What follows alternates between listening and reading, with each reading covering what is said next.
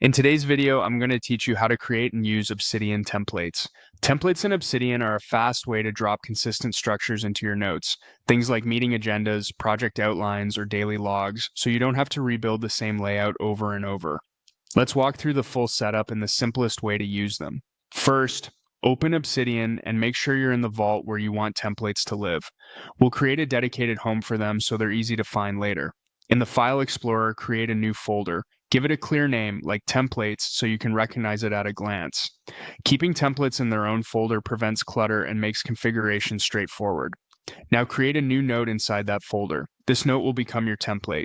Type the content you want to reuse, headings, checklists, prompts, and any placeholders you like. For example, you might add sections for goals, notes, and action items.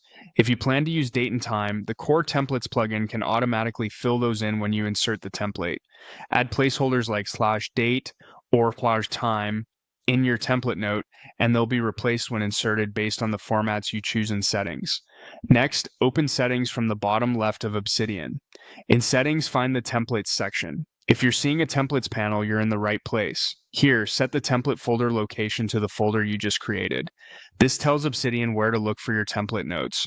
While you're here, you can also choose your preferred date and time format so placeholders render exactly how you like. Close Settings and return to your notes. Open any note where you want to use the template you wrote. Place your cursor where the template content should appear. On the left side, look for the Insert Template action. Click it, choose the template note from your templates folder, and Obsidian will insert the content right into your note at the cursor position. If your template includes /date or /time, you'll see them fill in automatically according to the formats you set. That's all there is to it. You've created a template, pointed Obsidian to the folder that stores it, and inserted it into a note. As a tip, keep your templates short and modular so you can mix and match them for different workflows.